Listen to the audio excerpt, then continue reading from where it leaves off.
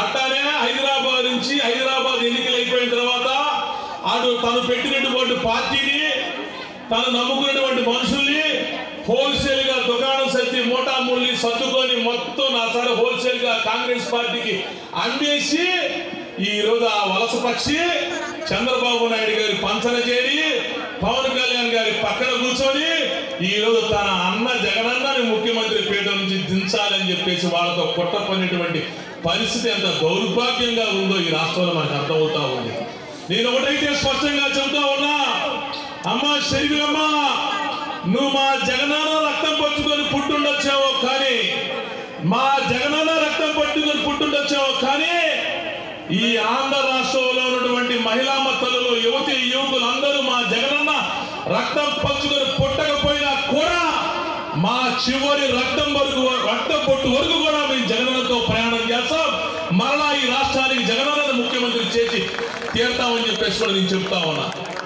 ఏమమ్మా షర్మిలమ్మ గారు, నీకు ప్రత్యేక హోదా గురించి ఈ రోజు గుర్తొచ్చిందా నీకు? నువ్వు అసలు ఈ ఆంధ్ర రాష్ట్రాన్ని విభజన చేసింది ఏ పార్టీ అమ్మా? ఆంధ్ర రాష్ట్రాన్ని సర్వనాశనం చేసింది ఏ పార్టీ అమ్మా? ఈ రోజు ఆంధ్ర రాష్ట్రాన్ని విభజన చేసి ఆ రోజు ప్రత్యేక హోదా ఇవ్వమని చెప్పేసి ఆ రోజు జగన్మోహన్ రెడ్డి గారు సమైక్యాంధ్ర వంశమంది ఓ పక్కన ఆయన ధర్నాలు దీక్షలు మీటింగ్లు పెడతా ఉంటే ఆ రోజు రాష్ట్ర విభజన చేసి ప్రత్యేక హోదా ఇవ్వకుండా ఈ ఆంధ్ర రాష్ట్రాన్ని అగోగతి పాలు చేసినటువంటి పార్టీ ఏ పార్టీ అమ్మా? కాంగ్రెస్ పార్టీ. ఈరోజు అదే కాంగ్రెస్ పార్టీలో అదే సోనియా గాంధీ గారి పక్షాన అదే కాంగ్రెస్ పార్టీ పక్షాన ఈ రోజు మళ్ళీ నువ్వు తెలంగాణ నుంచి ఇక్కడికి వచ్చి ఈ రోజు కాంగ్రెస్ పార్టీ గురించి జగన్మోహన్ రెడ్డి గారి గురించి నువ్వు మాట్లాడుతూ ఉన్నావంటే ఈ రోజు దెయ్యాలు వేదాలు వదిలిస్తా ఉన్నాయమ్మా శర్మిలమ్మ అని చెప్పేసి అడుగుతా ఉన్నా. ఎందుకంటే నువ్వు వారం 10 రోజుల నుంచి మా జగనన్న గురించి మాట్లాడుతూ ఉన్నావు, వారం 10 రోజుల నుంచి మా భారతమ్మ గారి గురించి మాట్లాడుతూ ఉన్నావు. కానీ మేము సహనం ఓర్పు భరించాం, మేము గుండె నిబ్బరం చేసుకున్నా ఉన్నాం. కానీ మా జగనన్న మా భారతమ్మ ఊరుకుంటారేమో కానీ ఈ రాష్ట్రంలో ఉన్నటువంటి వైఎస్ఆర్ కాంగ్రెస్ పార్టీ నాయకులు, కార్యకర్తలు, అభిమానులు, మా జగనన్న సోదరులు సోదరి మనం ఎవ్వరు కూడా ఊరుకునేటువంటి పరిస్థితుల్లో షర్మిలమ్మ జాగ్రత్త, ఖబర్దార్ అని చెప్పేసి కూడా నేను చెప్తా ఉన్నా. సిద్ధం. ఈ 4 సంవత్సరాలు 8 మాసాల్లో మేము సంక్షేమం ఇచ్చాం, ఈ ప్రాంతం అభివృద్ధి చేశాం, ఈ రాష్ట్రాన్ని అన్ని రకాలుగా కులాలకి, మతాలకి, వర్గాలకి, పార్టీలకు అతీతంగా ఈ రాష్ట్రాన్ని సంక్షేమ పరంగా మేము ముందుకు తీసుకెళ్ళాం. మేము సిద్ధం, మేము ఎన్నికలకు సిద్ధం, మేము ప్రజల దగ్గరికి వెళ్ళి అడుగుతా ఉన్నాం. మేము గాని మంచి చేశాం, మేము గాని కరోనా కష్టకాలంలో మేము గాని మంచి చేశామని చెప్పేసి మీకు అనిపిస్తే, మేము గాని మీకు సచివాలయ వ్యవస్థలు ఏర్పాటు చేశామని చెప్పేసి మీకు గాని మేము అనిపిస్తే, వాలంటీర్ వ్యవస్థను ఏర్పాటు చేశామని మీకు అనిపిస్తే, నాడు నేడు కింద విద్యా విధానాలను మార్చామని చెప్పేసి మీకు గాని అనిపిస్తే జగన్మోహన్ రెడ్డి గారికి ఓటేయమని చెప్పేసి అడుగుతా ఉన్నాడు.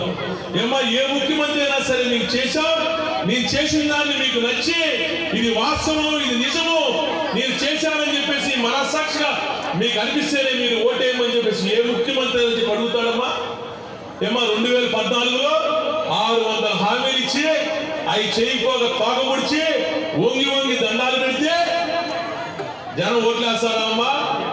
ఈ రోజు జగనన్న ఎన్ని చేశాడు కాబట్టి అక్కడ సిద్ధం అని చెప్పి జగనన్న బోర్డు పెట్టుకొని తిరుగుతూ ఉన్నాడు.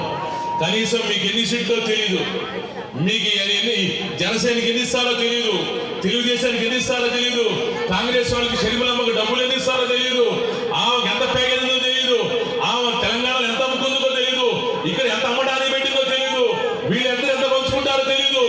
వీళ్ళంతా ఇంకా సిద్ధం అని చెప్పేసి వాళ్ళు చెబుతా ఉన్నారంటే సిగ్గుతో తలదించుకునేటువంటి పరిస్థితి కనపడతా ఉందని చెప్పేసి కూడా నేను చెప్తూ, ఈ నియోజకవర్గంలో 10 సంవత్సరాలు ముస్తాఫా గారు శాసనసభ్యుడిగా వ్యవహరించాడు.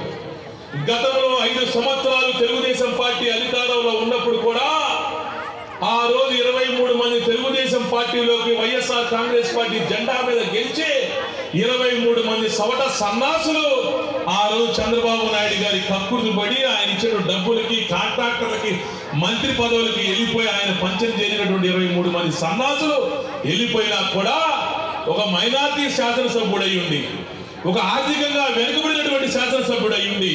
ఆ రోజు తెలుగుదేశం పార్టీ చంద్రబాబు నాయుడు గారు ముఖ్యమంత్రి హోదాలో ఎన్ని ఆశలు చూపించినా కూడా ఆ రోజు జగనన్న కోసం జగనన్న ఎత్తిన జెండా దించకుండా ఆ జెండా మోస్తూ 5 సంవత్సరాలు వైఎస్ఆర్ కాంగ్రెస్ పార్టీలో కొనసాగి తెలుగుదేశం పార్టీ అరాచకాలను ఎదుర్కొన్నటువంటి వ్యక్తి శాసనసభ్యుడు ముస్తఫా గారు అని చెప్పేసి చెప్తా ఉన్నా.